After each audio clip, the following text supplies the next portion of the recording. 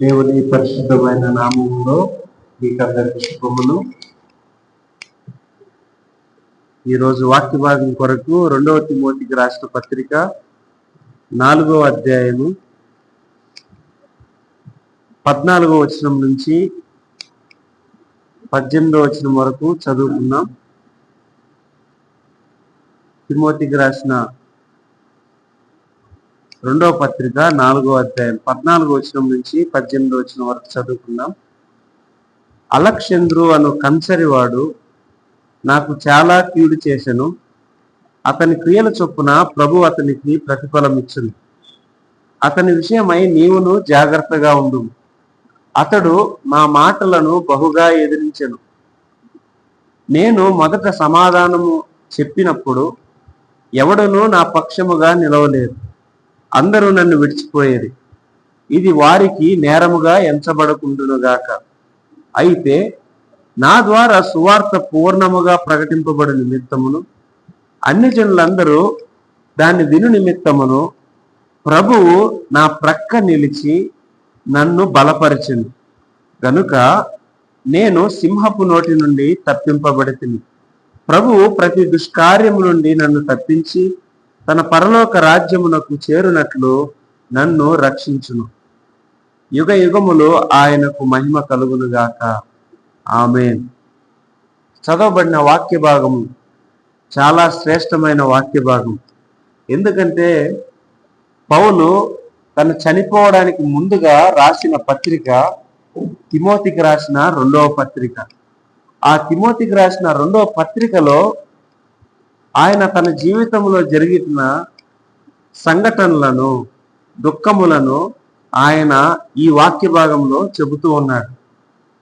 మీరు గమనిస్తే ఆ చనిపోవడానికి ముందు ఆయన ఎటువంటి పరిస్థితులు గుండా వెళ్ళాడో, ప్రభువు తన కోసం ఏం చేశారో అన్నది ఇక్కడ పౌలు ఇక్కడ తిమోతితో మాట్లాడుతూ ఉన్నాడు.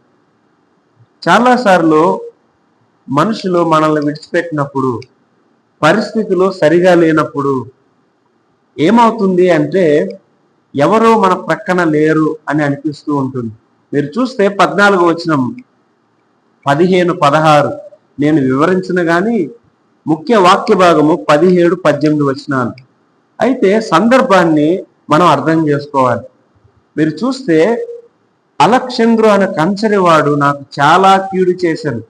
ఇతను ఒక అబద్ధ బోధకుడు. అబద్ధ బోధకుని వలన అతడు పౌలు కీడులో పడ్డాడు. దానికి ఏమంటున్నాడంటే అతని క్రియల చొప్పున ప్రభు అతనికి ప్రతిఫలం ఇచ్చును అని చెబుతూ తర్వాత తిమోతిని హెచ్చరిస్తూ ఉన్నాడు. నీవు అతని విషయమై చాలా జాగ్రత్త పడుము అన్నాడు. అంత మాత్రమే కాదు, చాలా మంది నన్ను విడిచిపెట్టి వెళ్ళిపోయారు, నేను ఒంటరివాడిని అయ్యాను అని చెబుతూ ఉన్నాడు. చాలాసార్లు మన జీవితంలో సహోదరులారా, సహోదరి మీరు వినండి, చాలాసార్లు మన జీవితంలో ఏమవుతుందంటే ఎవరు మన ప్రక్కన లేరు, కీడు మనకి చేసేవాళ్ళు ఉంటారు. అంత మాత్రమే కాదు, చాలా మంది బంధువులు, విశ్వాసులు, చివరికి ఎవరైతే మనకు చాలా దగ్గర అనుకుంటామో వాళ్ళే మనల్ని విడిచిపెట్టి వెళ్ళిపోతారు, మనల్ని అర్థం చేసుకోరు. అటువంటి పరిస్థితి గుండా ప్రతి క్రైస్తవుడు ఏదో ఒక సమయంలో, ఏదో ఒక దినాన వెళ్తూ వస్తాడు. ఇది ఏదో పౌలుకు మాత్రమే సంభవించే ఆ సంఘటన కాదు, కానీ ప్రతి ఒక్క క్రైస్తవుని జీవితంలో ఏదో ఒక దినాన ఇది సంభవిస్తుంది. అటువంటి సమయంలో ప్రభు ఏం చేశాడు అన్నదే ఈరోజు వర్తమానం.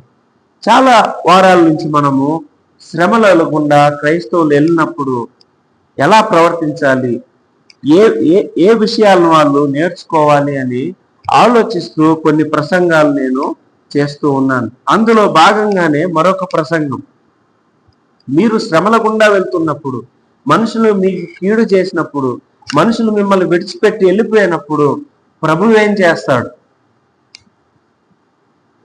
పోయిన వారం కూడా విన్నాం, శిష్యులు తుఫాన్లో వాళ్ళు ఉన్నప్పుడు ఆయన వాళ్ళ దగ్గరకు వచ్చాడు, ఆయన నామాన్ని ప్రకటించాడు, భయపడవద్దు, ధైర్యంగా ఉండండి అని చెప్పాడు. దానికి మరొక వాక్య భాగం శ్రమల గుండా వెళ్ళే క్రైస్తవులను ఆదరించే మరొక వాక్య భాగం ఏంటో తెలుసండి. ఈ రోజు చదివిన వాక్య భాగం 17-18. అయితే చూడండి, అయితే నా ద్వారా సువార్త పూర్ణముగా ప్రకటింపబడు నిమిత్తము, అలా చెబుతూ ప్రభువు నా ప్రక్క నిలిచి అన్నాడు. అంటే అందరూ నన్ను విడిచిపెట్టి వెళ్ళిపోయినా ప్రభువు నా ప్రక్క నిలిచి బలపరిచెను అన్నాడు. సింహపు నోటి నుండి తప్పింపబడి తిని అన్నాడు. తరువాత రక్షించును అన్నాడు. మీరు చూస్తే ఇక్కడ ప్రభు ఏం చేస్తున్నాడు? తన ప్రజలు, తన బిడ్డ, తన సేవకుడు శ్రమల గుండా వెళ్తున్నప్పుడు ప్రభు ఏం చేస్తాడు? దుప్పడేసుకుని నిద్రపోతాడా? ఆయన చూసి చూడనట్టుంటాడా? అరే, మనుషులు తన పిల్లలను విడిచిపెట్టినప్పుడు, మనుషులు తన ప్రజలకు కీడు చేసినప్పుడు ప్రభువు చేసే పని, పౌలు జీవితంలో ప్రభు చేసిన పని ఇక్కడ వివరిస్తూ ఉన్నాడు. ఎందుకు ఈ మాటలు రాస్తున్నాడు తెలుసండి? తిమోతితో చెప్తా ఉన్నాడు, తిమోతి, నాకు వచ్చిన పరిస్థితి నీకు కూడా వస్తుంది. ఏదో ఒక రోజు మనుషులు నిన్ను విడిచిపెట్టిపోతారు, ఏదో ఒక రోజు ఈ అబద్ధ బోధకులు మిమ్మల్ని హింసిస్తారు, నీకు కీడు చేస్తారు. నీకే కాదు, ఈ పత్రిక చదువుతున్న వాళ్ళకు కూడా ఇటువంటి సంఘటన జరగవచ్చు. ఆ సమయంలో ప్రభు నా కోసం ఏం చేశాడో చెప్తా విను అని ఆయన ఈ మాటలు చెబుతూ ఉన్నారు. ఏం చేశాడు ఆయన? ఈయన ఎవరు అంటే, నమ్మకమైన ప్రభువు మనలను కాపరి వలె కాయను. శ్రమలలో మనుషులు మనల్ని విడిచిపెట్టినప్పుడు చెప్పండి, నమ్మకమైన ప్రభువు మనలను కాపరి వలె కాయను. అదే ఈరోజు వర్తమానం. శ్రమల గుండా మనం వెళ్తున్నప్పుడు మన ప్రభు ఏం చేస్తాడు అనంటే, ఆయన కాపరి వలె కాయును. కాపరి వలె కాయును. గొర్రెపిల్ల అలా తప్పిపోతూ ఉన్నప్పుడు, వినాలి, గొర్రెపిల్ల తప్పిపోతూ ఉన్నప్పుడు కాపరి ఏం చేస్తాడు? గొర్రెపిల్లకి ప్రమాదం వచ్చినప్పుడు కాపరి ఏం చేస్తాడు? ప్రక్కన నిలుస్తాడు, బలపరుస్తాడు, ధైర్యాన్ని చెప్తాడు. అంత మాత్రమే కాదు, తప్పిస్తాడు. చూడండి, సింహపు నోటి నుండి తప్పించబడి తిని రక్షించును.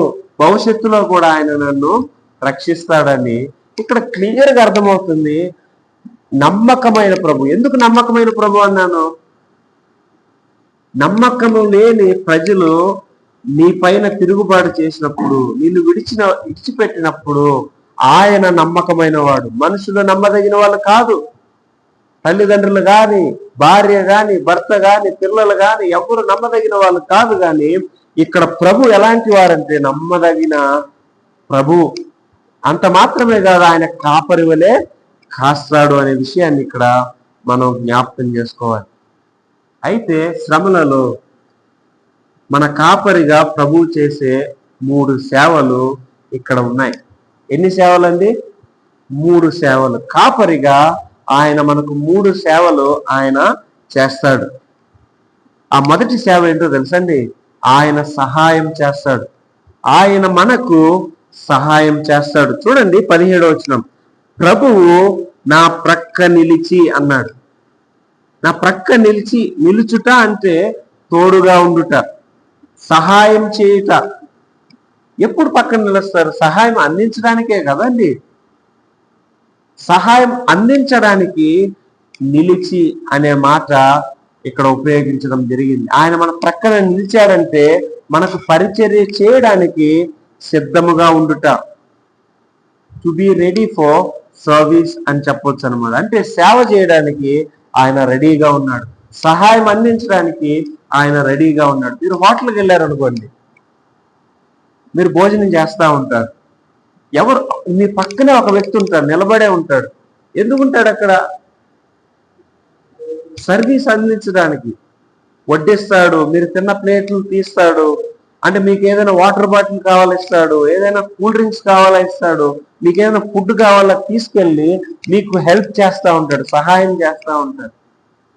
వెయిటర్ అంటారు ఇంగ్లీష్లో, లేదంటే బ్యారర్ అని కూడా మనము చెప్పొచ్చు అనమాట. అంటే అదే పదాన్ని ఇక్కడ వాడడం జరిగింది అనమాట. ఒక వ్యక్తి మన ప్రక్కన నిలుచుట అంటే అర్థం ఏంటంటే సహాయం చేయడానికి, తోడుగా ఉండడానికి నిలుస్తారు.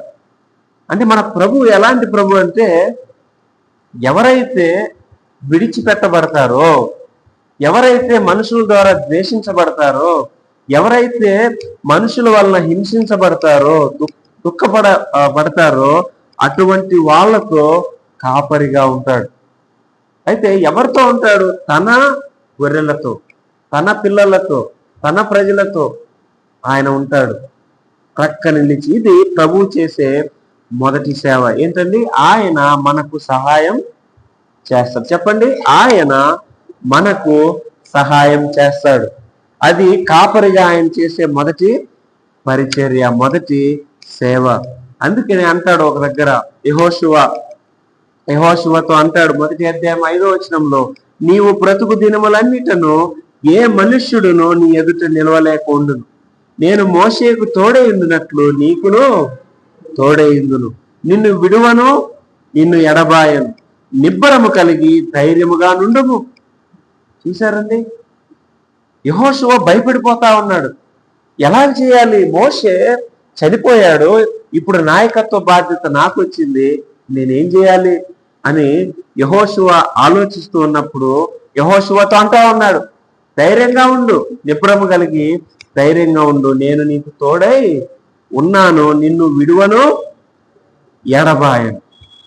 ఓకే, ఇక్కడ ప్రశ్న ఏంటంటే, ఇది మోషేకేనా? మోషేతో కూడా అన్నాడు ఆ మాట, యెహోషువతో అన్నాడు ఆ మాట. అంటే మోషేకి యెహోషువకేనా? ఇక్కడ పౌలు దగ్గర నిలిచెను అనే మాటను చూస్తా ఉన్నా. అంటే పౌలుతో కూడా ఆయన ఉన్నాడు, తోడుగా ఉన్నాడు, సహాయము అందిస్తా ఉన్నాడు. అంటే మోషేకు, యెహోషువకు, పౌలుకు మాత్రమేనా ఆయన పక్కన నిలిచేది?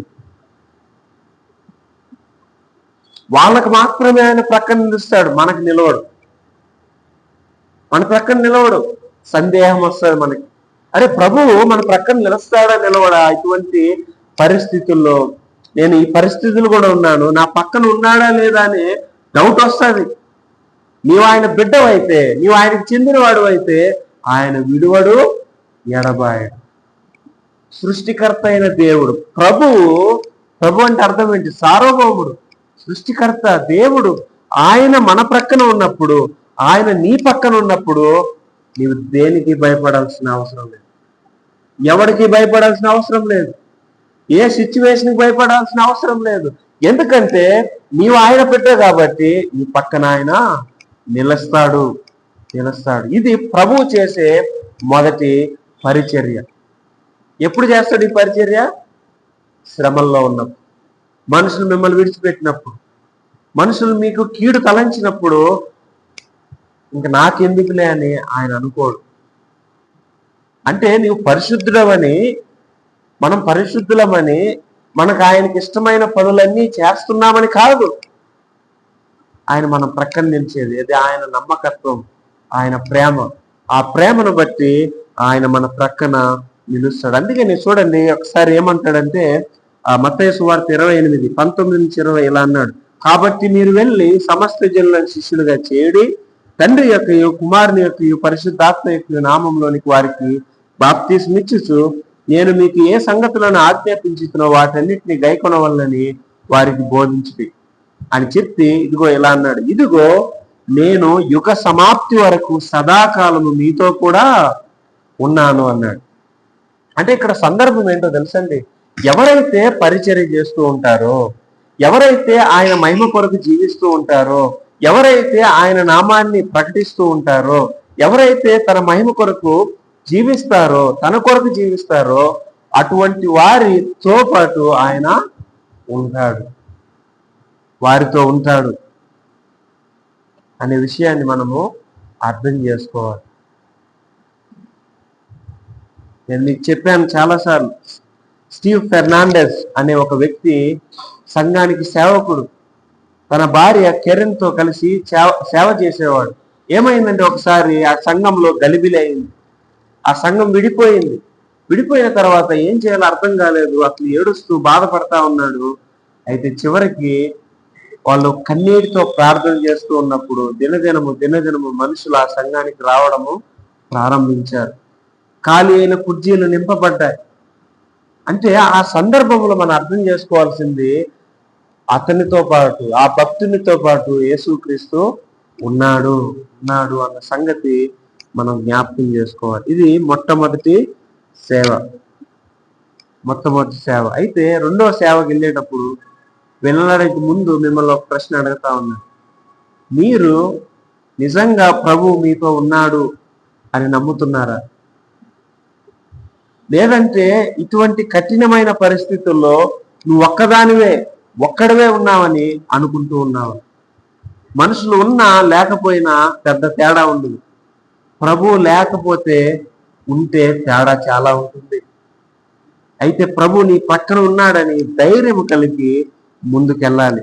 రెండవ సేవ, మన కాపరిగా ప్రభువు చేసే రెండవ సేవ ఏంటంటే, మొదటి సేవ ఆయన మనకు సహాయం చేస్తాడు. రెండవ సేవ ఆయన మనలను బలపరుస్తాడు. ఏం చేస్తాడండి? బలపరుస్తాడు. బలపరుచుట అనే పదానికి అర్థము బలవంతునిగా చేయుట, బలాన్ని పొందుకునేలా చేయుట, లేదా ఏదైనా పని చేయగలిగేలా చేయుట. పౌలు తన పరిచర్యను చేసేలాగా, ఆయన వాక్యంలో లేదా సువార్తను ప్రకటించేలాగా ఆయన బలాన్ని ఇచ్చాడు. మనం ఏం అర్థం చేసుకోగలము అంటే, క్లిష్ట పరిస్థితుల్లో కూడా పరిచర్య చేసే శక్తిని తన సేవకుడికి ప్రభువు ప్రసాదిస్తాడు. ఇది పౌలుకి. అయితే మనకేంటి, మీకేంటి అని అంటే, క్లిష్ట పరిస్థితుల్లో కూడా మీరు ఆయన నామము నిమిత్తము బ్రతుకున్నట్లుగా ఆయన బలపరుస్తాడు. అర్థమవుతుందండి? ఆయన నామమును గొప్ప చేయడానికి, ఆయన నామమును మహిమపరచడానికి ఆయన నిన్ను బలపరుస్తాడు. బలపరచకపోతే ఏమవుతుంది? నువ్వు కృంగిపోతావు, ఆయనకి దూరం అవుతావు. నీవు ఆయనకి దూరం అవ్వకుండా ఆయన బలపరుస్తాడు.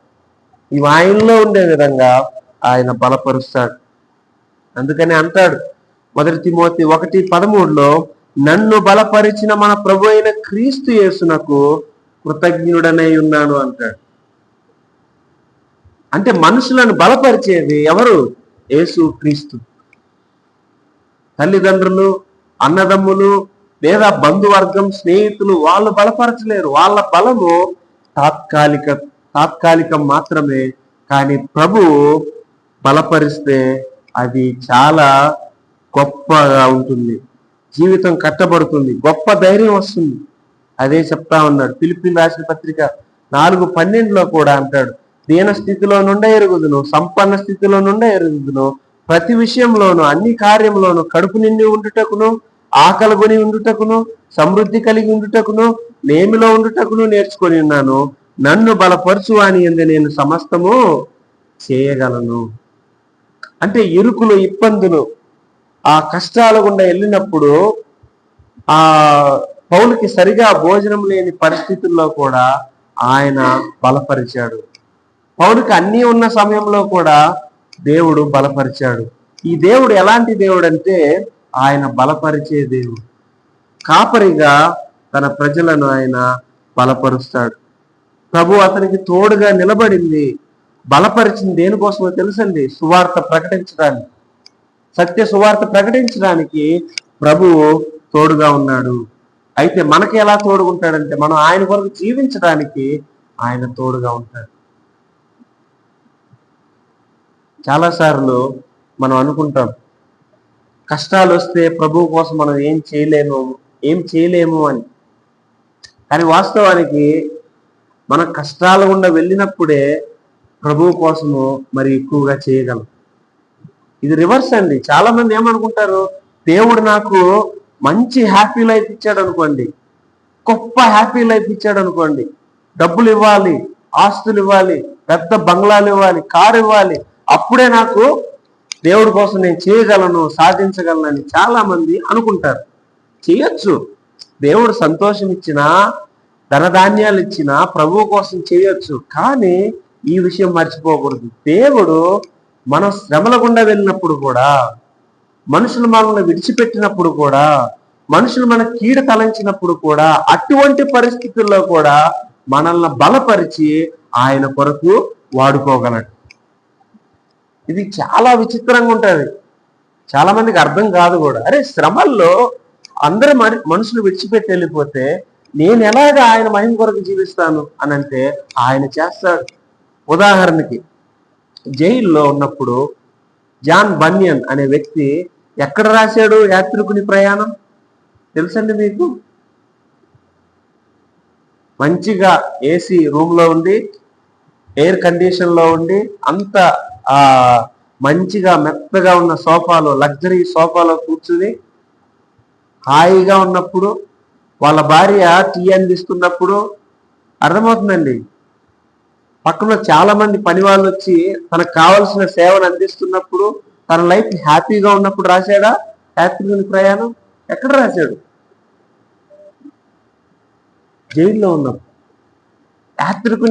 యాత్రికుని ప్రయాణం అనే ఆ పుస్తకము ఎంతో మంది జీవితాలను మార్చింది.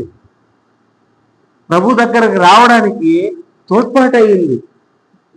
అలాంటి పుస్తకము ఎక్కడ రాయబడిందంటే, ఒక వ్యక్తిని జైల్లో వేసినప్పుడు, ఒక వ్యక్తి శ్రమల గుండా వెళ్ళినప్పుడు, మనుషులు అతన్ని ద్వేషించినప్పుడు, అతడు జైల్లో ఒంటరిగా మగ్గుతూ ఉన్నప్పుడు యాత్రికుని ప్రయాణం రాశాడు. అంతేనండి. మార్టిన్ లూథర్ 95 థీసిస్ ఎప్పుడు రాశాడు? మొత్తం సంఘం మొత్తము రోమన్ క్యాథలిక్ పోపు ఆ ఫాదర్స్ చేతిలోకి వెళ్ళిపోయి అబద్ధ బోధ ఏం చేస్తుందంటే ప్రబలమైంది.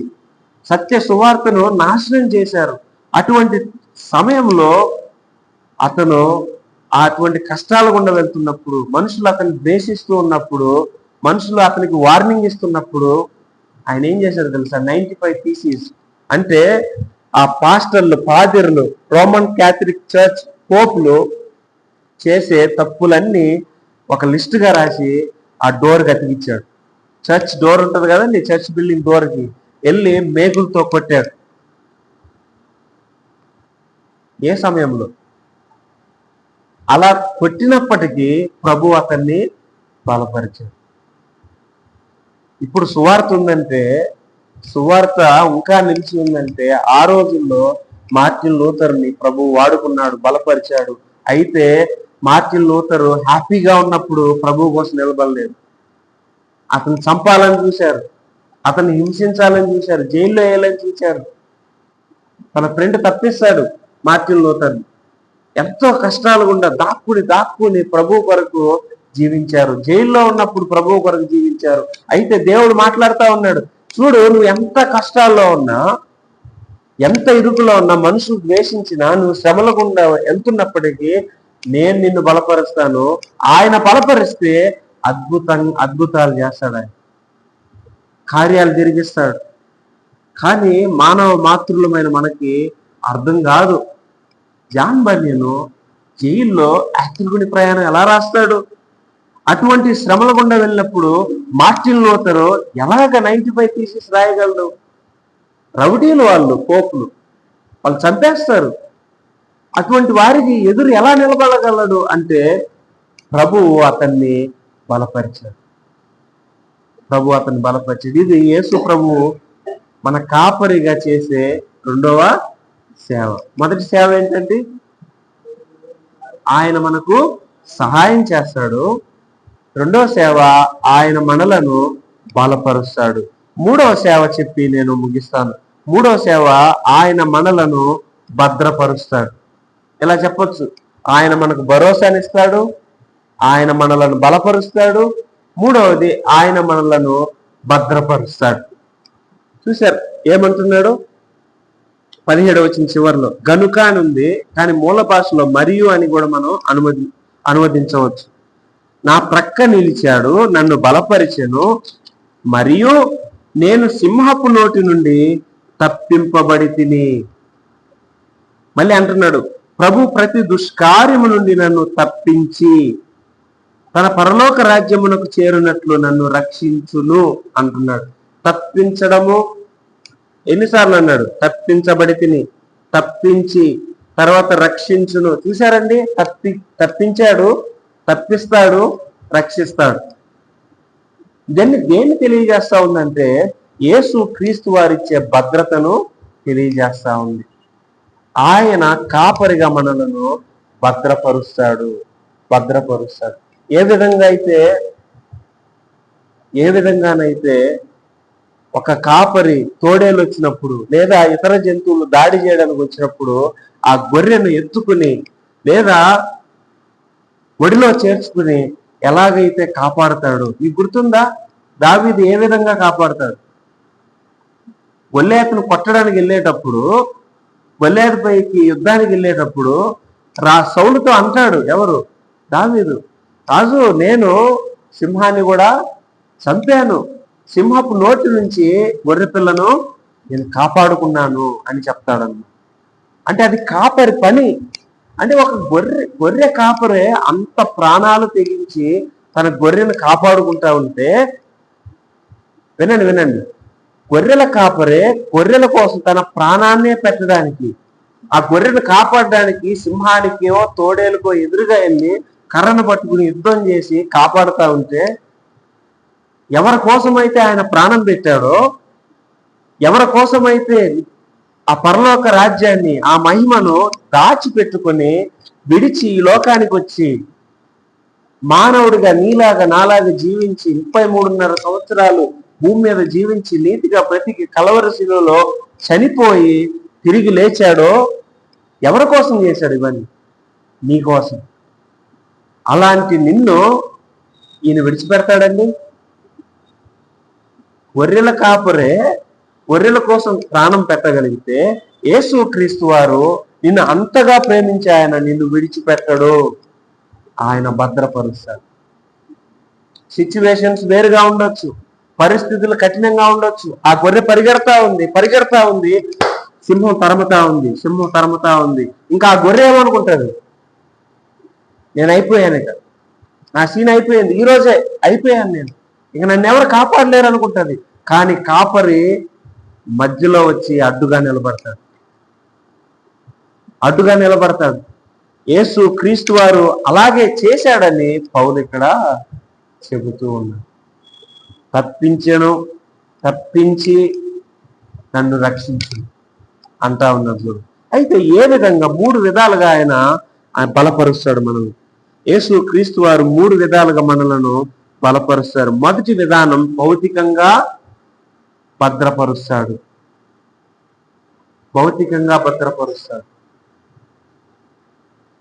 సింహపు నోటి నుండి రక్షించడం అంటే అర్థము మరణము నుంచి తప్పించడం. అంటే కొన్నిసార్లు యేసు క్రీస్తు వారు, చాలా మంది చెప్తారు ప్రాస్పరిటీ గాస్పల్, ప్రభు రక్షిస్తాడు. కానీ ఎప్పుడైతే మనం భూమి మీద ఆయన కొరకు జీవించాలని ఆయన అనుకుంటాడో, ఇంకా మనం ఆయన కోసం సేవ చేయాలని ఆయన తలుంచుతాడో, ఆయన ప్రణాళిక మన జీవితంలో ఉందనుకోండి, అది ఎంత పెద్ద తుఫాను వచ్చినప్పటికీ ఆయన తప్పిస్తాడు. మనుషులు దాడి చేసినప్పటికీ, మరణం వచ్చినప్పటికీ ఆయన తప్పిస్తాడు. ఎందుకు అంటున్నాడు ఈ మాటలంటే, పౌలును చంపాలని ఎంతమంది ప్రయత్నం చేశారు? యూదులు ప్రయత్నం చేశారు, అన్ని జనులు ప్రయత్నం చేశారు. ఎన్నిసార్లు రాళ్లతో కొట్టబడ్డాడు, కొరడాలతో కొట్టబడ్డాడు, జైల్లో వేయబడ్డాడు. ఎన్నోసార్లు ఆయన చనిపోయే పరిస్థితి నుంచి, సింహపు నోటి నుంచి తప్పించబడి తిని అంటే అర్థం ఏంటి? దేవుడు అతను చనిపోకుండా కాపాడాడు. అంటే ఒక వ్యక్తి చనిపోవడానికి ఎవరు పర్మిషన్ ఇవ్వాలండి? యేసు క్రీస్తు వారు పర్మిషన్ ఇవ్వాలి. అంటే నేను చనిపోకుండా ఆయన భద్రపరిచాడు. అంటే భౌతికంగా కూడా యేసు క్రీస్తు వారు భద్రపరుస్తాడు.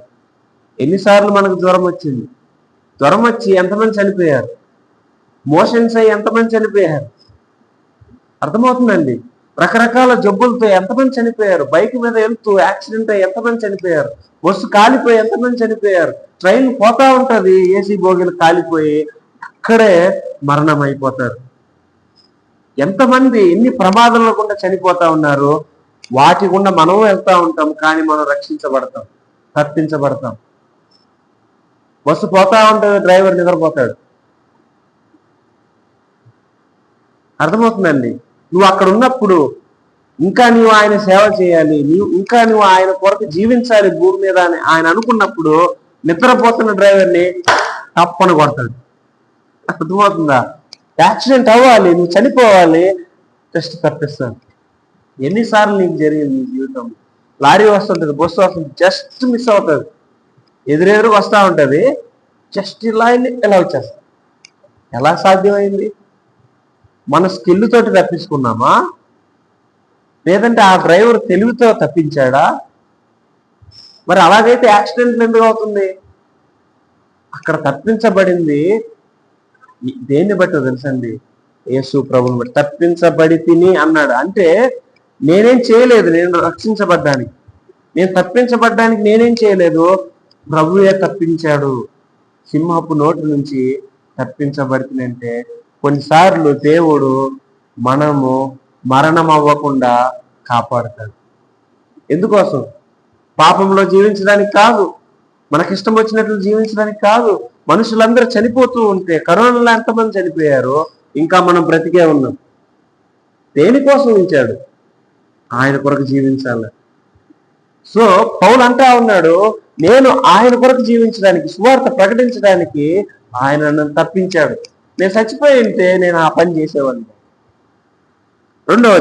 రెండవదిగా ఏ విధంగా ఆయన మనల్ని భద్రపరుస్తాడంటే, మొట్టమొదటిది భౌతికంగా భద్రపరుస్తాడు, రెండవది ఆధ్యాత్మికంగా భద్రపరుస్తాడు. ఏమన్నాడు చూడండి, ప్రతి దుష్కార్యము నుండి నన్ను తప్పించి అన్నాడు. ప్రతి దుష్కార్యము నుండి అంటే ప్రతి పాపము నుండి, ప్రతి దుష్టత్వము నుండి, ఈ లోకంలోనున్న ఆ పాపమును నేను చేయకుండా, అందులో పడిపోకుండా ఆయన తప్పించి అంటున్నాడు. ఒకవేళ పడిపోయినప్పటికీ మళ్ళీ అందులో పడకుండా ఆయన తప్పిస్తాడు. తప్పించి అంటే ఇప్పుడు చేస్తున్న పని అన్నమాట. అంటే మనం పాపంలో పడిపోయి అక్కడే కుంగిపోకుండా ఆయన కాపాడుతాడు. ఎంతో మంది భక్తులు పాపంలో పడిపోయారు, మనం ఎందుకు పడిపోలేదు? అన్నిటి ఎవరు తప్పించారు? దేవుడు. ఒకవేళ పడిపోయినా అందులో నుంచి బయటికి తెచ్చి మళ్ళీ పడకుండా ఎవరు నిలబెట్టారు? ప్రభు నిలబెట్టాడు. అంటే ఈ దేవుడు జస్ట్ భౌతికమైన భద్రత మాత్రమే కాదు, అది కూడా పార్టే. ఆయన భద్రపరుస్తాడు, ఆరోగ్యాన్ని ఇస్తాడు, ఆయన మనం జీవించి ఆయన వరకు సేవ చేయడానికి. కానీ అక్కడతో ఆకూడదు. ఈ ప్రభు కాపరిగా మనల్ని ఆధ్యాత్మికంగా భద్రపరుస్తాడు, పాపం మీద పాపం చేయకుండా భద్రపరుస్తాడు.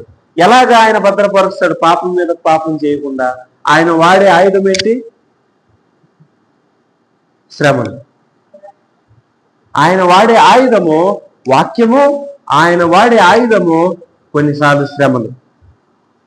శ్రమలు మన జీవితంలోకి పంపించి మనం పాపం మీద పాపం చేయకుండా ఆయన ఆపుతాడు. ఒక్కోరిని ఒక్కోలా ఆపుతాడండి, ఒక్కోరిని ఒక్కోలా భద్రపరుస్తాడు. దుష్కార్యము నుండి తప్పించి. దుష్కార్యము అంటే మనము ఆ పనికి మాలిన పనులు చేయకుండా, పాపపు పనులు చేయకుండా, దుష్టమైన పనులు చేయకుండా ఆయన తప్పిస్తాడు, భద్రపరుస్తాడు. అలాగని మీరు పడరని కాదు, పర్ఫెక్ట్ అని కాదు, పడినా మళ్ళీ అందులో వెళ్లకుండా నిలబెడతాడు. ఇది ఆధ్యాత్మికమైన భద్రత. మూడవది చూడండి, మూడవది సంపూర్ణంగా రక్షిస్తాడు. భౌతికంగా భద్రపరుస్తాడు, ఆధ్యాత్మికంగా భద్రపరుస్తాడు, మూడవదిగా సంపూర్ణంగా భద్రపరుస్తాడు. చూడండి, తన పరలోక రాజ్యమునకు చేరునట్లు నన్ను రక్షించును. సహోదరుడా, సహోదరి, నువ్వు ఏ శ్రమలో ఉన్నావో నాకు తెలియదు, నువ్వు ఎటువంటి పరిస్థితులు గుండా వెళ్తున్నావో నాకు తెలియదు. అది శ్రమలైనా, పాపంలో నువ్వు ఉన్నా, ఏదేమైనప్పటికీ నువ్వు ఆయన వాడు అయితే, నీవు ఆయన దానం అయితే ఖచ్చితంగా అంతం వరకు రక్షిస్తాడు. ఏమన్నాడు చూడండి, తన పరలోక రాజ్యమునకు చేరినట్లు నన్ను రక్షించును. రక్షించుననే మాట భవిష్యత్తులో చెప్పబడిన మాట. ఇప్పుడు పాస్ట్ భూతకాలమా భవిష్యత్ కాలమా? రక్షించును భవిష్యత్. అంటే పౌలుకి విశ్వాసం ఉంది, పౌలుకి గొప్ప విశ్వాసం ఉంది. అదేంటో తెలుసండి, అంతం వరకు నన్ను రక్షిస్తాడు, సంపూర్ణంగా నన్ను రక్షిస్తాడు, పరలోక రాజ్యం చేరినట్లుగా నన్ను రక్షిస్తాడు. భూమి మీద రక్షించాడు, భౌతికంగా కూడా రక్షిస్తూ ఉన్నాడు, ఆధ్యాత్మికంగా రక్షిస్తా ఉన్నాడు, పాపం మీద పాపం చేయకుండా రక్షిస్తా ఉన్నాడు. ఒకవేళ నేను చనిపోతే నేను పరలోకం రాజ్యం వెళ్ళేంత వరకు నా ఆత్మను ఆయన రక్షిస్తాడు. పరలోక రాజ్యం వెళ్ళేంత వరకు ఆయన భద్రపరుస్తాడు. అందుకే ఆయన అంటాడు కదండి, నిన్ను విడువను ఎడబాయనంటే అర్థము అంటే నువ్వు మరణమైన తర్వాత ఆయన విడిచిపెట్టడు. నువ్వు పరలోక రాజ్యం చేరేంత వరకు ఆయన రక్షిస్తాడు. దీన్నే చెప్పొచ్చు, సంపూర్ణంగా రక్షిస్తాడు. ఇక్కడ ఆధ్యాత్మికంగా అంటే ఆయన ఎందుకు విశ్వాసం ఉంచడం ద్వారా నిత్య జీవం మనం పొందుకున్నాం. కానీ ఇంకా ఈ లోకంలో ఉన్నాం కాబట్టి ఆయన ఆధ్యాత్మికంగా రక్షిస్తూ భద్రపరుస్తూ వస్తాడు. పాపం చేసినప్పుడు ఒక దెబ్బ కొట్టో మళ్ళీ ఆ పాపం నుంచి బయటకు వచ్చేలాగా చేస్తాడు. ఆధ్యాత్మికంగా భద్రపరుస్తూ చివరికి అంతం వరకు సంపూర్ణంగా ఆయన ఎదుట నిలబడేంత వరకు ఆయన రక్షిస్తాడు. ఆ విశ్వాసం మనకు ఉండాలి. నా కాపరి, నా ప్రభువు, నేను నమ్మిన నా దేవుడు అంతం వరకు రక్షిస్తాడు. చాలా మంది ఇలా అంటారు, యేసు ప్రభు నమ్ముంటారు, ఏదైనా ఎందుకు ఇలా ఉన్నారు, ఎందుకు అలా ఉన్నారంటే నేను నరకానికి పోతే పోతాలే అంటారు. నరకానికి పోతే పోతాలే అనే మాట ఎందుకు వస్తుంది? ఒక్కసారి రక్షించబడితే నీవు యేసు ప్రభు నమ్ముకుంటే నువ్వు నరకానికి వెళ్ళవు. పాతాళానికి నరకానికి నీకు సంబంధం లేదు. ఎందుకంటే నీ భక్తిని బట్టి, నీ నమ్మకత్వాన్ని బట్టి నీవు రక్షించబడ్డం లేదు. ఎవరి నమ్మకాన్ని బట్టి? ఎవరు నమ్మదగినవాడు? ప్రభు నమ్మదగినవాడు. పౌలు పెద్ద భక్తుడని, ఆయన పెద్ద దేవుడితో సమానుడని ప్రభు ఆయన రక్షించడం లేదు. పౌలు కూడా పాపే, నీలాంటి నాలాంటి పాపే. కానీ పౌలు అది జ్ఞాపకం చేస్తా ఉన్నాడు. నేను పరలోక రాజ్యం వెళ్ళేది నా సేవను బట్టి కాదు, నా భక్తిని బట్టి కాదు. ఎవరిని బట్టి? యేసుక్రీస్తుని బట్టి. మరణం నుంచి తప్పించాడు. ఆధ్యాత్మికంగా పాపం చేయకుండా ఆయన భద్రపరుస్తా ఉన్నాడు. చివరికి నేను చనిపోయినా పరలోక రాజ్యం వెళ్ళేంత వరకు, ఆయన ఎదుట నేను నిలబడేంత వరకు ఆయన నన్ను కాస్తాడు. నా అరచేతుల్లో నిన్ను చెక్కి ఉన్నాను అంటాడు. అరచేతుల్లో ఎవరిని చెప్పుకుంటారండి? చెప్పమ్మా, ఎవరిని చెప్పుకుంటారు? దారిని పోయే వాళ్ళని చెప్పుకుంటారా? ఈ మధ్య ఆ పచ్చబొట్టు పొడుస్తా ఉన్నారనమాట, రాసుకుంటా ఉంటారు. అర్థమవుతుందండి. ఎవరి పేరు రాసుకుంటారు? ఇక్కడ లేదంటే చేతి పైన ఎవరి పేరు రాసుకుంటారు? అందరి పేరు రాస్తారండి. కొన్నిసార్లు చదువుతుంటా అమ్మ అని రాసింటారు. లేదంటే ఏదో ఒక పేరు, ఒక అమ్మాయి పేరు ఉంటుంది, అమ్మాయినా ఉంటుంది, అమ్మాయి పేరు ఉంటుంది. లేదంటే ఏదో ఒక ఇష్టపడిన అన్న అని ఉంటుంది, తమ్ముడు అని ఉంటుంది, అన్నా తమ్ముళ్ళు అని ఉంటుంది. అర్థమవుతుందండి. ఎవరి పేరు రాస్తారు? ఎవరి పేరుని వాళ్ళు వాళ్ళ చేతి పైన ముద్రించుకోవడానికి ఇష్టపడతారు. అది చేయడం తప్ప రైట్, అది వేరే సంగతి. కానీ నా అరచేతుల్లో చెక్కి ఉన్నానని ప్రభు అన్నాడంటే నువ్వంటే ఎంత ఇష్టమో. నా చేతుల్లో నుంచి ఎవడునూ అపహరింపలేడు, నా తండ్రి చేతుల్లో నుంచి ఎవడూ అపహరింపలేడు. ఒక్కసారి యేసు ప్రభు నమ్ముకుంటే అంతం వరకు నువ్వు విడిచిపెట్టిన ఆయన విడిచిపెట్టడు. నువ్వు నాకు అవసరం లేదని నువ్వు వెళ్ళిపోతా ఉన్నావు అనుకో, పారిపోతా ఉన్నావు అనుకో, ఆయన నీ ఎంట పడతాడు, నీ అంతు చూస్తాడు. నువ్వు వచ్చేంత వరకు, ఆయన చేతుల్లో వచ్చేంత వరకు, ఆయనకి విధేయత చూపించేంత వరకు, ఆయన చేతుల్లో నువ్వు విధేయుడవై ఆయనకు లోబడేంత వరకు, ఆయన్ని ప్రేమించేంత వరకు ఆయన్ని నువ్వు విడువడు, ఎడబాయడు. ప్రేమ గురించి చెప్పేటప్పుడే కాదు, మనం పాపం చేసేటప్పుడు కూడా ఆయన మనతో ఉంటాడు. నమ్మకమైన ప్రభువు కాపరి వలె కాస్తాడు. ఎప్పుడు? ఎలాంటి సందర్భాలు?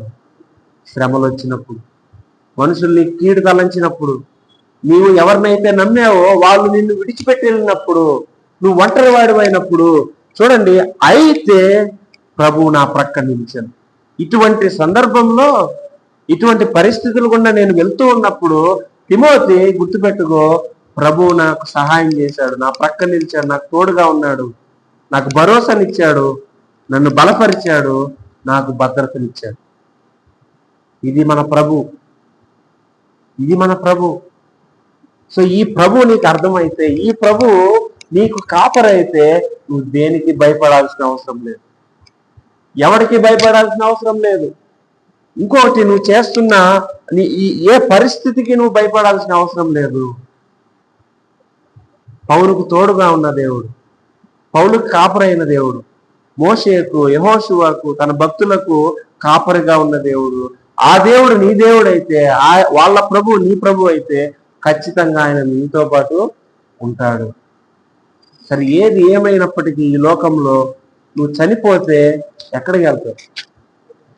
ఆయన దగ్గరికి వెళ్తావు. మనుషులు ఏమనుకుంటే నీకెందుకు? మనుషులు నిన్ను ప్రేమించకపోతే నీకెందుకు? మనుషులు నిన్ను ద్వేషిస్తే నీకెందుకు? మనుషులు నిన్ను విడిచిపెడితే నీకెందుకు? ప్రభు నీతో ఉన్నాడు కదా. ఆయన్ని ఎంజాయ్ చేయడం చేత కాకపోతే, అరే అదేంది ఇదేంది, మనుషులు అదన్నారు ఇదన్నారని కృంగిపోతాం. అరే, మనుషులు వాళ్ళు విడిచిపెడితే ఏముంది, నా ప్రభు నా పక్కన ఉన్నాడు. ప్రభు నా పక్కన ఉన్నాడు, నన్ను విడిచిపెట్టే దేవుడు కాదు. ప్రభు నువ్వుంటే నాకు ఇంకెవరు కావాలి? అదే భక్తులు పాడతారు కదండి, నువ్వు ఉంటే నాకు చాలు యేసయ్యా, తర్వాత నీ వెంటే నేను ఉంటాను యేసయ్యా. ఆ పాటలో కొంచెం నేను నీ వెంటే ఉంటానని ఉంది, కానీ యాక్చువల్గా మన వెంటే ఉండేది ప్రభు. మనం ఏదైనా కష్టం వస్తే పారిపోవడానికి చూస్తాం. ఏం చేస్తున్నావు, ఎక్కడున్నావు, ఇంత శ్రమలో కూడా నేను వెళ్తా ఉంటే నీ భక్తుడిని నీకోసం అది చేశాను ఇచ్చేసాను, ఏడున్నావని కొంచెం ఆయన పైన విసర్దాలు కసర్దాలు చేస్తావు. మమ్మీ డాడీ పైన కసిరి విసిరినట్టు, భార్యాభర్తలు ఎలా కసురుకుంటారో అలాగే దేవుడి పైన ఏం చేస్తున్నావని మనం ఆయన పైన చిన్న చిన్న మాటలు అంటాం. కానీ ఈ ప్రభువు నీ ప్రక్కన నిలిచి తోడుగా ఉండే దేవుడు. ఈ ప్రభు బలపరిచే దేవుడు. కుంగిపోయిన వాళ్ళని బలపరిచి ఆయన కోసం పనిచేసేలా చేస్తాడు. మూడవది, భద్రపరుస్తాడు. ఎంత గొప్ప ప్రభువు మనకుంటే ఇంకేం కావాలంటే, లోకమంతా వేరైపోయినా, లోకమంతా ఒకటై మనమే మిగిలిన, లేదంటే భవిష్యత్తులో యేసు ప్రభు నమ్ముకున్నామని ఆ కారణం చేత మనుషులు మనల్ని హింసించి చంపిన, మన ఆస్తులు తీసుకున్న, మనతో ఎవరున్నారండి? ప్రభు ఉన్నారు. మనల్ని ఎవరు బలపరుస్తారండి? ప్రభు ఉన్నారు. సరే, చంపేశారనుకోండి, పరలోక రాజ్యానికి ఎవరు తీసుకెళ్తారు? మనం ప్రభు తీసుకెళ్తారు. ఎప్పుడైతే మన ఆశ, మన మనస్సు పరలోకానికి సంబంధించి ఉంటుందో, భూమి మీద జరిగే చిన్న చిన్న ఆటుపోట్లన్నీ మనకు సంగీతాలు అవుతాయి. అర్థమవుతుందండి? భూమి మీద వచ్చే ఆటుపోట్లన్నీ నీకు చిన్నదైపోద్ది. ఎందుకంటే నువ్వు ఏ రాజ్యానికి చెందినవాడిని? నిత్య రాజ్యాన్ని, పరలోక రాజ్యాన్ని. అక్కడ చేరేంత వరకు ఎవరు నీకు తోడుగా ఉంటారు? ప్రభు తోడుగా ఉంటారు. సో ఈ మాట జ్ఞాపకం చేసుకుని గొప్ప ప్రభువుని మీరు ఆరాధించాలి. ఆయన విడిచిపెట్టే దేవుడు కాదు. అందుకే హెబ్రీ 7:25 ఇలా ఉంది, ఈయన తన ద్వారా దేవుని యొద్దకు వచ్చి వారి పక్షమున విజ్ఞాపనం చేయుటకు నిరంతరము జీవించుచున్నాడు కనుక వారిని సంపూర్ణముగా రక్షించుటకు శక్తిమంతుడై ఉన్నాడు. సంపూర్ణంగా రక్షించడానికి శక్తిమంతుడై ఉన్నాడు. ఎందులో నుంచి? శ్రమంలో నుంచి కాదు.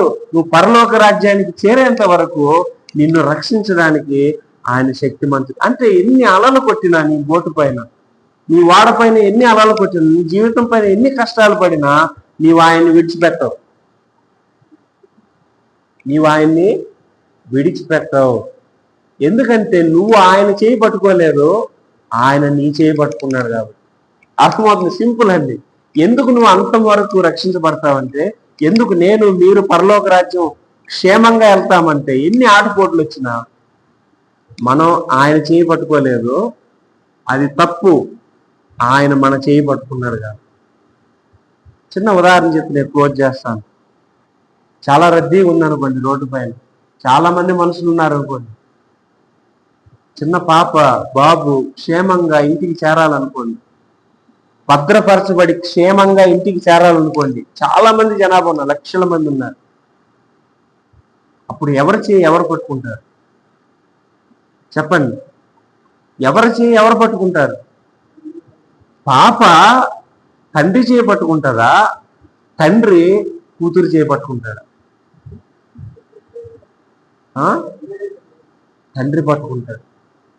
నార్మల్ గా ఏమి లేనప్పుడు ఆడుతూ పాడుతున్నప్పుడు అది వేరే సంగతి. కానీ కఠినమైన పరిస్థితుల్లో ఇంటికి చేరాలి చాలా మంది ఉన్నప్పుడు చెయ్యి కూతురు పట్టుకున్నా నువ్వు పట్టుకో అవసరం లేదు, నేను పట్టుకుంటాను. చాలాసార్లు నా బిడ్డ జీవితంలో జరిగింది. ఆ బాబు నా చేయి పట్టుకుంటాను, నువ్వు కాదు పట్టుకోవాల్సింది, నేను నీ చేయి పట్టుకోవాలా అని చేయల తోసి ఆ పాప చేయి పట్టుకుంటాను. ఎందుకంటే సామర్థ్యం లేదు, నీకు శక్తి చాలదు. ఈ పరిస్థితి, ఈ రోడ్డు దాటేటప్పుడు, ఈ ప్రమాదం దాటేటప్పుడు నీవు నా చేయి పట్టుకోవడం కాదు, తండ్రి నేను నీ చేయి పట్టుకుంటా. అదేనండి యేసు ప్రభు చేసేది. మనం ఏమంటామంటే నేను ఆయన చేయి పట్టుకున్నా కాబట్టి నేను పోతా ఉన్నాను అని. లేదు, ఆయన నీ చేయి పట్టుకున్నాడు. ఇప్పుడు నువ్వు మధ్యలో విడిచిపెట్టబడాలంటే, మధ్యలో అంతం అవ్వాలంటే ఏం జరిగితే నువ్వు రక్షించబడకుండా ఉంటావు? ఆయన నీ చేయి విడిస్తేనే కదా అండి. సో ఆయన చెయ్యి విలువడు, ఎడబాడు, అంతం వరకు సంపూర్ణంగా ఆయన రక్షిస్తాడు. కాబట్టి పరలోక రాజ్య సంబంధం వాటి గురించి మీరు ఆలోచించి, ఆయన గురించి మీరు ఆలోచించి మీరు ముందుకు సాగాలి. ఇంకో విషయం ఏంటంటే అలెగ్జాండరు ఆ అబద్ధ బోధకుడు కీడు చేయకపోతే, అనేకమైన ప్రమాదాల గుండా పౌలు వెళ్ళకపోతే, మనుషులు తన్ని విడిచిపెట్టకపోతే ప్రభు ప్రేమ రుచి చూసేవాడండి? రుచి చూడరు. ఎందుకంటే ఈ మనుషుల ప్రేమ, ఆ ప్రేయకుల మధ్య దేవుని ప్రేమను మర్చిపోయే తరం, మనం మర్చిపోయే స్వభావం కలిగిన వారం. అందుకనే ఎవరినైతే మనం ఇష్టంగా ప్రేమిస్తామో, ఎవరినైతే నెత్తిన పెట్టుకుంటామో, ప్రభువుని కూడా పక్కన పెట్టి ఎవరినైతే మనం మరి ఎక్కువగా ప్రేమిస్తామో వాళ్ళు దూరం అయినప్పుడు ప్రభువు ఇది అర్థమవుతుంది. ఊరికినే రాదు శ్రమలు, ఊరికినే రాదు కష్టాలు. ఆయన విలువ తెలియాలంటే కొన్ని నీ జీవితంలో నుంచి బయటికి వెళ్ళాలి, కొన్ని కష్టాలు నీ జీవితంలోకి రావాలి. అప్పుడు ఆయన విలువ, ఆయన ఏం చేయగలడు, ఆయన నీ కోసం ఏం చేశాడు, భవిష్యత్తులో ఏం చేయబోతున్నాడో ఆ విషయం నీకు అర్థమవుతుంది. కాబట్టి ఈ మాటలు మీరు జ్ఞాపకం చేసుకుని ప్రభువా ఎంత గొప్ప కాపరివి, మేము పట్టుకోలేదు నీ చేయి, నువ్వే మా చేయి పట్టుకున్నావు. మేము మిమ్మల్ని వెంబడించట్లేదు కానీ నువ్వే మా చేయి పట్టుకుని నడిపిస్తా ఉన్నావు. అందుకని ప్రభు అంటాడు, నేను గొర్రెలకు మంచి కాపరి. అది ఉదాహరణ, మనకు అర్థమయ్యే భాషలో చెప్పాడు. వినండి, మీరు గొర్రెల లాంటి వారు, నేను కాపరిని.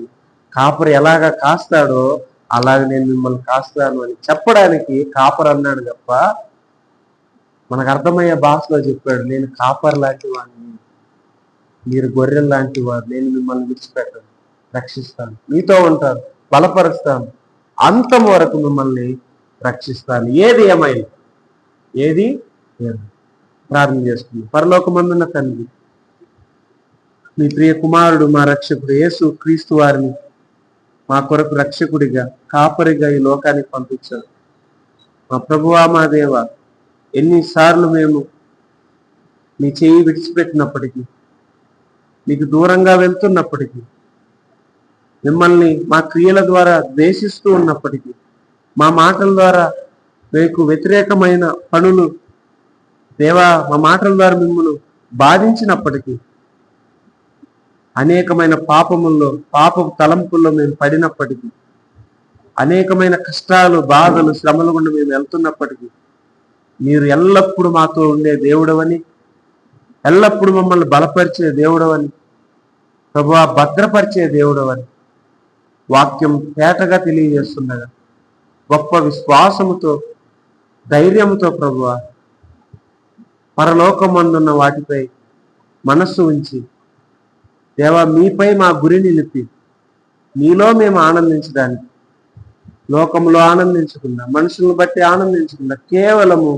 సృష్టికర్తవైన నిన్ను బట్టి, ప్రభువైన నిన్ను బట్టి ఆనందిస్తూ, ప్రభు మీరు చేస్తున్న సేవలను బట్టి స్తుతిస్తూ ఉండడానికి మమ్ములను జ్ఞాపకం చేసుకోమని యేసు క్రీస్తు నామం పేరట ప్రార్థిస్తున్నాము తండ్రి. ఆమేన్. అందరూ లేచిన